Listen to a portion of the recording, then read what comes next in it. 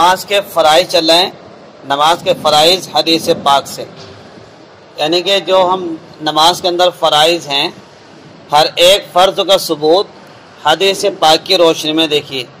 اب تک قیام گزر چکا، قیام، پھر قرات، تیسرے رکوع، چوتھے قومہ، پانچویں سجدہ۔ تو آج ہے سجدے کا بیان۔ سجدے کے لیے جھکتے ہوئے تکبیر کہے، اس بات کا ثبوت بھی حدیث پاک سے ہے۔ عن ابی سلمۃ بن عبد الرحمن ان ابا ہریرہ رضی اللہ عنہ کان یکبر فی کل صلاۃ ثم یقول اللہ اکبر حین یہوی ساجدا۔ حضرت ابو سلمہ بن عبد الرحمن سے روایت ہے کہ حضرت ابو ہریرہ رضی اللہ تعالیٰ عنہ سجدے میں جھکتے ہوئے اللہ اکبر کہتے تھے۔ اس کی شرح میں علامہ ابن حجر عسقلانی رحمۃ اللہ علیہ فرماتے ہیں فیہ ان التکبیر ذکر الہوی فیبتدئ بہ من حین یشرع فی الہوی بعد الاعتدال الی حین یتمکن ساجدا۔ اس سے یہ حکم نکلا کہ تکبیر جھکنے کی حالت کا ذکر ہے، اس لیے جھکنا شروع کرتے وقت تکبیر کی ابتدا کرے اور جب پوری طرح سجدے میں پہنچ جائے تب تکبیر ختم کرے۔ بہت سے لوگ سجدے میں چلے جاتے ہیں اور وہ تکبیر کو پڑھتے رہتے ہیں اللہ اکبر، وہ بڑے لمبے کھینچتے چلے جاتے ہیں، یہ غلط ہے۔ سجدہ لوگوں نے 3 مرتبہ سبحان اللہ سبحان ربی الاعلیٰ پڑھ لیں اور اس کی تکبیر ہی ختم نہیں ہوتی۔ بہت سے لوگ ایسی بھی لمبی چوڑی تکبیر کہہ دیں، یہ نہیں، جھکنا شروع ہو تکبیر شروع ہو، جھکنا بالکل ختم ہے، سجدے پہنچو تکبیر فوراً ختم۔ زمین پر پہلے گھٹنے رکھے، پھر دونوں ہاتھ، پھر پیشانی۔ عن وائل بن حجر رضی اللہ تعالی عنہ قال رأيت النبي صلی اللہ علیہ وسلم اذا سجد وضع ركبتيه قبل يديه واذا نهض رفع يديه قبل ركبتيه۔ حضرت وائل ابن حجر رضی اللہ تعالی عنہ فرماتے ہیں میں نے اللہ کے رسول صلی اللہ علیہ وسلم کو دیکھا کہ آپ جب سجدہ کرتے تو اپنے ہاتھوں کو زمین پر رکھنے سے پہلے اپنے گھٹنے زمین پر رکھتے اور جب سجدے سے اٹھتے تو گھٹنے سے پہلے اپنے ہاتھوں کو زمین سے اٹھاتے تھے۔ دیکھیے حدیث پاک یعنی رکوع سجدہ کرنا فرض ہے، اس کے ثبوت کے ساتھ ساتھ یہ سنتوں کو بھی بیان کر رہے ہیں، حدیث پاک سے ثبوت دے رہے ہیں۔ نماز کے اندر کچھ چیزیں مستحب ہوتی ہیں، کچھ واجب ہوتی ہیں، کچھ فرض ہوتی ہیں، ہر ایک کا ثبوت حدیث پاک سے چل رہا ہے، اور تو کی نماز حدیث پاک کی روشنی میں۔ عن عبداللہ بن مسلم بن یسار عن ابیہ اذا سجد وضع رکبتیہ ثم یدیہ ثم وجہہ فاذا اراد ان یقوم رفع وجهه ثم يديه ثم ركبتيه قال عبد الرزاق وما احسن من حديث او اعجب به۔ حضرت عبداللہ ابن مسلم بن یسار اپنے والد حضرت مسلم بن یسار کے بارے میں کہتے ہیں کہ جب وہ سجدہ کرتے تو پہلے گھٹنوں کو رکھتے، پھر دونوں ہاتھ، پھر چہرہ رکھتے، اور جب اٹھنے کا ارادہ ہوتا تو پہلے چہرہ اٹھاتے، پھر دونوں ہاتھ، پھر گھٹنے اٹھاتے۔ امام حدیث عبد الرزاق رحمۃ اللہ علیہ فرماتے ہیں کہ حدیث کتنی شاندار ہے اور کتنی پسندیدہ، یعنی سند کے اعتبار سے، اور اس کے اندر سجدے میں آنے جانے کا طریقہ بھی بیان کر دیا گیا ہے۔ چہرہ دونوں ہتھیلیوں کے بیچ میں ہو، اس کا ثبوت بھی حدیث پاک سے۔ عن وائل بن حجر رضی اللہ عنہ انہ رأى النبی صلی اللہ علیہ وسلم رفع یدیہ حین دخل فی الصلاۃ فلما سجد سجدین کفیہ۔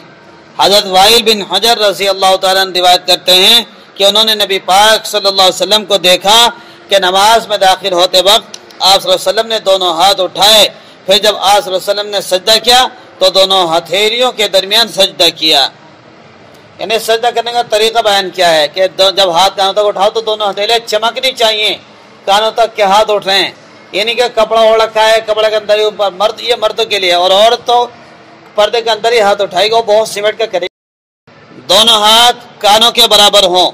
عن وائل بن حجر رضی اللہ عنہ قال کان رسول اللہ صلی اللہ علیہ وسلم اذا سجد كانت يداه حیال اذنیہ۔ حضرت وائل بن حجر رضی اللہ تعالیٰ بیان کرتے ہیں کہ کہ نبی پاک صلی اللہ علیہ وسلم جب سجدہ کرتے تو آپ صلی اللہ علیہ وسلم کے دونوں ہاتھ کانوں کے برابر ہوتے، ہاتھوں کی انگلیاں ملی ہوئی ہوں، یعنی کہ پھیلی ہوئی ہوں ایسے کر کے جیسے کوئی بھوت کا ہاتھ ہو۔ ان علقمۃ بن وائل بن حجر رضی اللہ عنہ عن ابیہ قال کان نبی صلی اللہ علیہ وسلم اذا رکع فرج اصابعه واذا سجد ضم اصابعه۔ حضرت وائل بن حجر رضی اللہ تعالیٰ عنہ فرماتے ہیں کہ حضور صلی اللہ علیہ وسلم جب رکوع فرماتے تو اپنی انگلیاں کھول کر رکھتے، اور جب سجدہ فرماتے تو اپنی انگلیاں ملا کر رکھتے تھے۔ سجدے میں عورت جہاں تک ہو سکے ستر اور حیا کا لحاظ رکھے۔ عن ابن عمر رضی اللہ عنہ مرفوعا اذا جلست المرأة في الصلاة وضعت فخذها على فخذها الأخرى فإذا سجدت الصقت في فخذيها كأستر ما يكون لها وإن الله تعالى ينظر إليها ويقول يا ملائكتي أشهدكم أني قد غفرت لها۔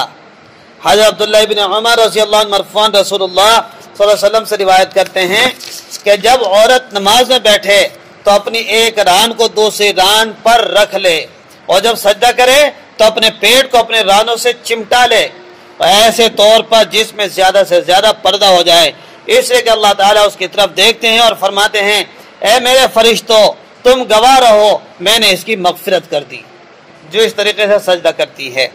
تو سجدہ اس لیے چمٹ کر کرنا چاہیے، سمٹ کر کرنا چاہیے، سجدے میں سمٹ کر پیٹ رانوں سے چمٹائی ہوئی ہو۔ یہ بھی حدیث پاک سے ثابت ہے۔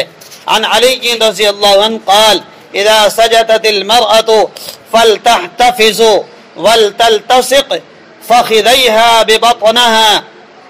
حضرت علی رضی اللہ عنہ فرمایا جب عورت سجدہ کرے تو چاہیے کہ وہ دبی اور سمٹی ہوئی رہے، اور چاہیے کہ اپنے رانوں کو اپنے پیٹ سے چمٹا لے، سجدے میں سرین اونچی نہ کرے اور مردوں کی طرح نہ پھیلے۔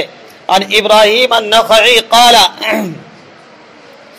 اذا سجدت المرأة فلتلصق بطنها بفخذيها ولا ترفع عجیزتها ولا تجافی كما يجافي الرجل۔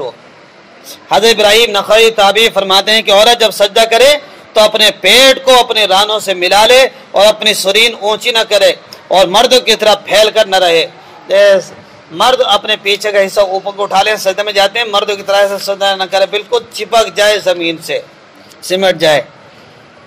سجدے میں پیروں کی انگلیاں قبلہ رخ ہونی چاہیے۔ حدیث پاک قال ابو حمید الساعدی رضی اللہ عنہ ان احفظکم لصلاة رسول اللہ رأیته فاذا سجد استقبل باطراف اصابع رجلیہ القبلۃ۔ یہ کافی بڑی حدیث تھی، اس کو مختصر الفاظ ذکر کیے ہیں۔ حضرت ابو حمید ساعد رضی اللہ عنہ میں تم سب سے زیادہ حضور صلی اللہ علیہ وسلم کی نماز کو محفوظ کرنے والا ہوں۔ میں نے دیکھا آپ صلی اللہ علیہ وسلم کو کہ جب آپ سجدے میں جاتے تھے تو اپنے پیروں کی انگلیوں کو قبلے کی جانب کرتے تھے۔ سجدے میں سبحان ربی الاعلی کہے۔ عن حذیفہ رضی اللہ عنہ انه صلى مع النبي صلی اللہ علیہ وسلم فكان يقول في سجوده سبحان ربی الاعلی۔ حضرت حذیفہ رضی اللہ تعالی عنہ سے روایت ہے کہ انہوں نے حضور صلی اللہ علیہ وسلم کے پیچھے نماز پڑھی تو دیکھا کہ آپ صلی اللہ علیہ وسلم اپنے سجدوں میں سبحان ربی الاعلی کہا کرتے تھے۔ سجدے میں پیشانی اور ناک رکھنا فرض ہے، سجدے میں پیشانی اور ناک رکھنا فرض ہے۔ حدیث پاک ملاحظہ فرمائیے۔ عن عباس بن سہیل عن ابی حمید الساعدی رضی اللہ عنہ ان نبی صلی اللہ علیہ وسلم كان اذا سجد امکن انفه وجبهته من الارض۔ حضرت ابو حمید ساعدی سے روایت ہے کہ نبی پاک صلی اللہ علیہ وسلم جب سجدہ فرماتے تو اپنی ناک اور پیشانی دونوں زمین پر ٹیکتے تھے۔ عن ابن عمر رضی اللہ عنہ النبی صلی اللہ علیہ وسلم فی حدیث الطویل انه قال مکن جبهتك وانفك من الارض۔ حضرت عبداللہ ابن عمر اپنی طویل حدیث میں نبی کریم صلی اللہ علیہ وسلم کا ارشاد نقل کرتے ہیں کہ آپ نے فرمایا اپنی پیشانی اور ناک کو زمین پر اچھی طرح رکھو۔ پورے 7 اعضاء پر سجدہ کرنا سنت ہے۔ کتنے اعضاء پر؟ 7۔ عن ابن عباس رضی اللہ عنہ قال قال رسول اللہ صلی اللہ علیہ وسلم امرت ان اسجد على 7 اعظم علی الجبہۃ گنتے رہو، واشار بیدیہ علی انفہ والیدین والرکبتین واطراف القدمین ولا نکفت الثیاب والشعر۔ حضرت ابن عباس رضی اللہ تعالیٰ عنہ فرماتے ہیں کہ اللہ کے رسول صلی اللہ علیہ وسلم نے فرمایا مجھے حکم ہے کہ میں 7 اعضاء پر سجدہ کروں۔ نمبر 1 پیشانی، اور انہوں نے اپنے ہاتھ پیشانی اور ناک پر سے گزار کر اشارہ کیا۔ دونوں ہاتھ گھٹنے کتنے ہو گئے، اور دونوں پیروں کے کنارے یعنی دونوں قدم، اور ہم کو حکم یہ ملا کہ ہم کپڑوں اور بالوں کو نہ سمیٹیں۔ اس حدیث میں بیان کردہ ناک، پیشانی اور قدمین کے علاوہ دیگر اعضاء کو فقہاء نے سنت قرار دیا ہے۔ سجدے میں کم سے کم 3 بار سبحان ربی الاعلیٰ کہے۔ عن ابن مسعود رضی اللہ عنہ ان نبی صلی اللہ علیہ وسلم قال وَإِذَا سَجَدَ فَقَالَ فِي سُجُودِهِ سُبْحَانَ رَبِّ الْأَعْلَى 3 مرات فقد تم سجوده وذلك أدناه۔ حضرت عبداللہ بن مسعود سے مروی ہے کہ اللہ کے رسول صلی اللہ علیہ وسلم نے فرمایا جب تم میں کا کوئی سجدہ کرے اور اپنے سجدے میں 3 بار سبحان ربی الاعلیٰ کہے تو اس کا سجدہ مکمل ہو گیا، اور یہ اس کے کامل سجدے کی ادنا مقدار ہے۔ سجدے میں اس کے علاوہ اور بھی بہت سی دعائیں آپ صلی اللہ علیہ وسلم سے ثابت ہیں جو آپ نے رات کی نفل نمازوں میں پڑھی ہیں، ہم نے ان کو طوالت کے خوف سے ذکر نہیں کیا، اس کے لیے آپ دیگر کتابوں سے رجوع کریں۔ سجدے میں جاتے ہوئے اور سجدے سے اٹھتے ہوئے تکبیر کہنا بھی ضروری ہے۔ عن ابی سلمہ بن عبد الرحمن ان ابی ہریرہ کان یکبر فی کل صلاۃ ثم یکبر حین یسجد ثم یکبر حین یرفع رأسه من السجود۔ حضرت ابو سلمہ بن عبد الرحمن سے روایت ہے کہ حضرت ابو ہریرہ رضی اللہ تعالیٰ عنہ سجدے میں جاتے ہوئے تکبیر کہتے تھے، پھر سجدے سے سر اٹھاتے ہوئے تکبیر کہتے تھے۔ لا تحزن ان اللہ معنا۔